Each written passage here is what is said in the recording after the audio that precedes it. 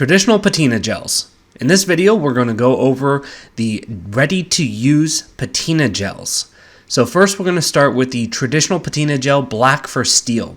And I just gave this a quick little shake before, but you can also just mix it up with a stir stick. It's a pretty kind of weird reddish brown mixture, and this is totally normal, so just give it a shake and it'll be ready to go. And we're going to apply this with a Scotch-Brite pad, and I'll kind of hold it up here so you can see that it's a pretty thick material. And we wanted it to be nice and thick so when you put it on, it doesn't want to sag or anything. I mean, that's the whole point of the gel, is to be able to do it, say, on a vertical surface and not have to worry about runs as much as you do with the liquid. This is going to be comparable more to the Black Magic in our traditional line. It's not exact, but it's pretty close. So this is a piece of cast iron, and this one will work specifically for the iron and steel. It'll do other things on other metals, but it is more designed for the iron and steel category. So you can see I'm not even being really careful with my runs or lines or anything. I've got a fingerprint there, but that's the dream of using the Scotch-Brite pad, is you can kind of fix all that as well. When you kind of put it on, you're Scotch-Briting kind of like we do with the liquids. You don't have to do it. In other ones, you're going to see me put it on with like a rag and a brush. I usually use a brush, but I like the Scotch-Brite for this one just because it was kind of a weirder shape, so it was easier to get rid of any lines or fingerprints that I had to put on just by holding it in place. Now, since it is a thicker solution, it is a little bit more work to rinse off. It's not quite as easy as the liquid version, where you just kind of hose it off and maybe do a quick little wipe down.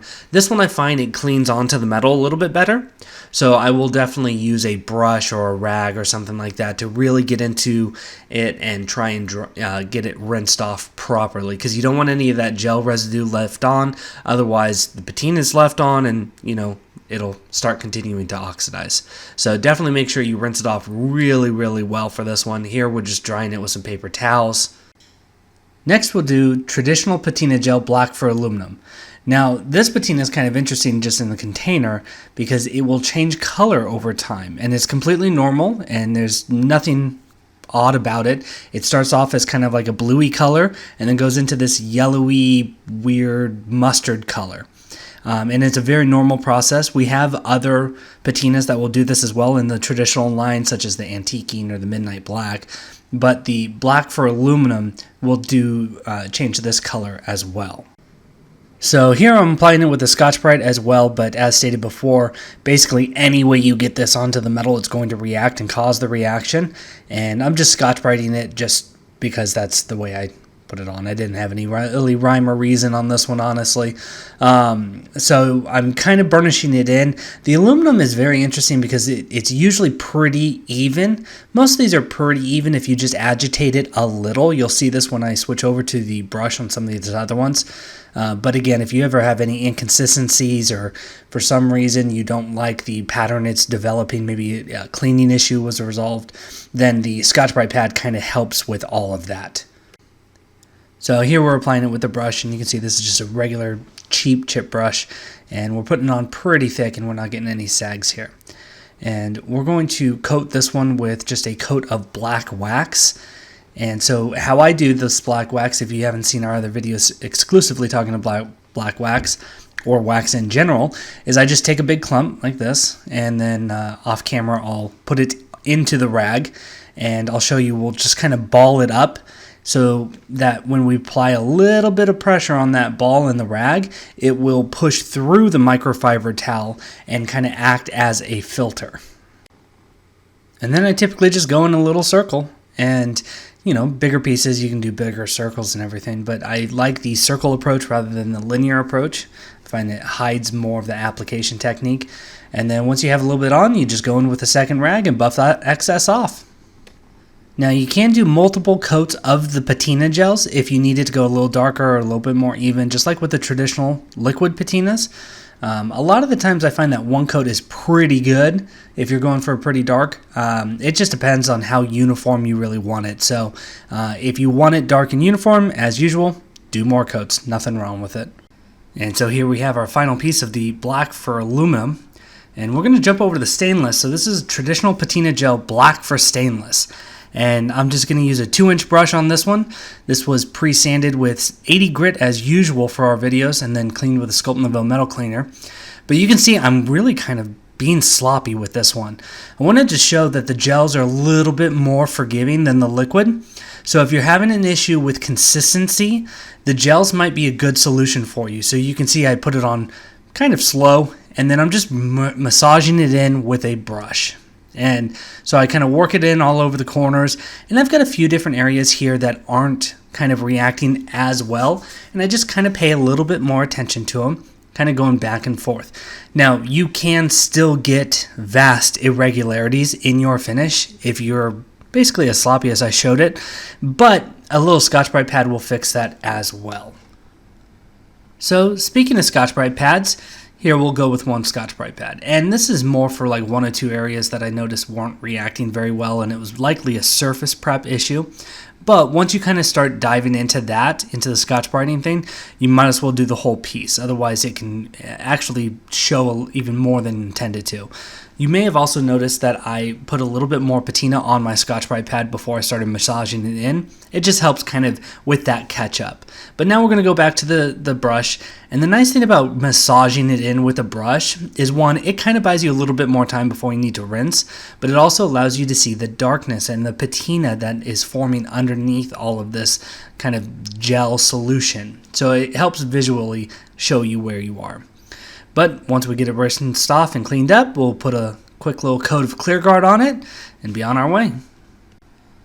Very similarly to the black for aluminum, this black for copper will go a very similar color, and it kind of does the same thing. Starts off as kind of a bluish green and then goes to this black.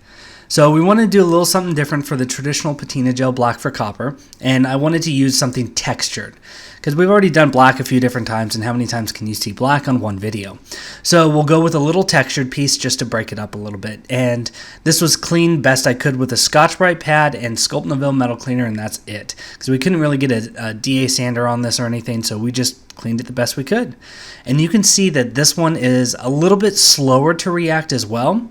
So totally normal to do multiple coats if you need to, but otherwise it usually just takes a little bit more time. And that gel solution tends to give you more working time in comparison to the liquid, and it's just a little bit easier to work with, especially on these textured pieces, I think. But you can see I'm just still massaging it in with a brush, just like I did on the other ones. It was at this point that I decided might as well use that Scotch-Brite pad. I used it for a different reason though. Being a textured piece, I thought it would look a little bit nicer if we kind of alleviated some of the top high parts, just so we can see some copper coming through. But the nice thing about doing it this way instead of after the fact is, one, we don't get as many scratch marks because the patina on the surface is kind of acting like a lubricant. And two, where I'm pulling off won't be bright new copper. It's going to be still like slightly aged. So it's kind of a nice technique to use when you have these textured pieces, as well as when you just need a little bit of copper coming through. And after a quick coat of clear guard, you can see that the two-toned effect is subtle but very nice looking, in my opinion. Now we'll go with traditional Patina Gel brown for copper, and I'm going to just slop this on with a rag to start. And the brown patina, you will notice, is a bit slower than the blacks. It's normal for a brown patina to be slower, but this one is, I would say, noticeably more slower. And here I'm just trying to get some of that excess coming off. So I slopped it on with a rag, and then I'm going to kind of spread it out a little bit better with the brush. Massage it in like I've been doing. I really have come around on this massaging technique for the gels. I do it sometimes on the liquids as well, but not near as often. These gels, I feel like if we can keep it moving, it really helps with kind of like the color and uniformity, and overall still looking pretty nice. I will also say that it's not abnormal for me to feel like I need to get 2 coats for the brown for copper. And that's what we'll do here, is we'll actually do 2 coats to get a good darker reaction. In comparison to, sometimes I can just get away with doing 1 coat on a black and it would be completely fine. Just depends on how dark you're going, obviously. The adverse of this is all of these patinas can actually be cut with the Patina Gel, just the regular clear solution. that we offer as well. So if you find that maybe you want a lighter gray or not so dark of a black or a brown or something like that, then you can cut it with a regular patina gel as well. You can do a little bit of distilled water if maybe it's just a little too dark, but the more distilled water you put into the solution, the less gel consistency essentially, right? It's going to become more viscous. So just be careful with how much you put in. The other thing is that it can be a little tricky to shear in just regular water, whereas the patina gel and a good mix on it with a stick or something like that can get done pretty easily. So I'm a bigger fan of doing the patina gel rather than distilled water. And we'll go with a quick little coat of Clear Guard to top this off. And just to clarify, the patina gels, the traditional patina gels, are a ready-to-use patina formulation. There's nothing wrong with mixing your own with the clear patina gel. These are just ready to use. Traditional patina gels are available at www.sculptnouveau.com or by calling us at 760-432-8242.